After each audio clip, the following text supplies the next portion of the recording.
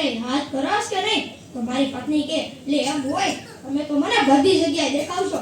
તુવેરની દાળમાં, ચોખાના દાણામાં, ઘઉંના લોટમાં. આ આપણી મને આંસકો થયો. મને થયું કે હું ભણી શું કે ધન્યાનું. એ હા ભાઈ હા, કાગડા બધે કાળા લોટ. ઈ વાત તારી હાસી હો ભાઈ. એ તમે એક બીજી વાત કરું. એકવાર હું મારા હારે ગયો તો ન્યા મારી હાઉએ મને 8 દી ભાજી જ ખવડાવી.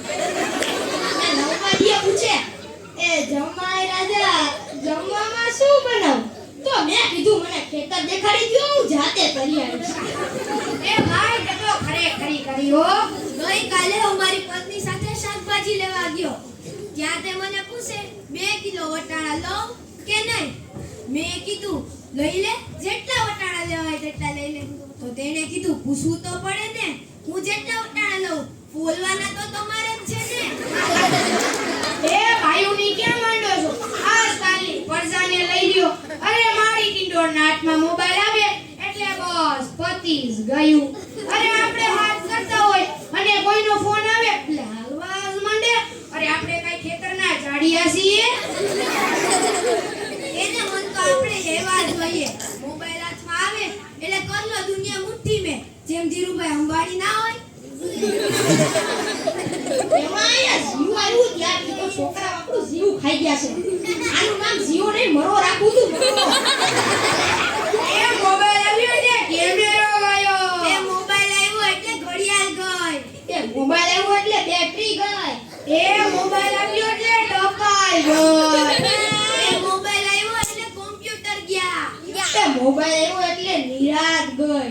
અને એમાંય આપણો મોબાઈલ આપણે ઘરવાળીનું હાથમાં આવ્યો એટલે આપણે ગયા.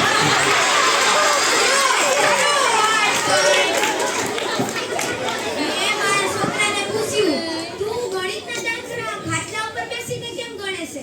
તો તેણે કીધું, તો મેં જ કીધું ને, ટેબલનો ઉપયોગ કર્યા વગર દાખલા ગણ. તો હું ખાટલા ઉપર બેસી ગયો. આજકાલના છોકરાઓ તો જો જ્યાં હોય ને એક્સક્યુઝ મી. અરે આપણે હોય તો આગો ખવને. અરે મારા દીકરા મને કહ્યું, મને કીડીએ ચટકો ભર્યો એટલે મેં એને ચટકો ભર્યો. મરી ગઈ. અરે મજાક સહન ન થાય તો શું કરવા કરતા હશે? એક વાત કહું, જે ઘરમાં મહાશાંતિ હોય ત્યાં સમજી લેવાનું બે માળા મોબાઈલ ઘુમેડે છે. એ કોઈ કે મને પૂછ્યું કે તમારા દિલથી સૌથી નજીક કોણ છે? તો મેં કીધું ફેફસા. એ આપણા જેવા પરણેલા પુરુષની જિંદગી એસટી બસ જેવી. અરે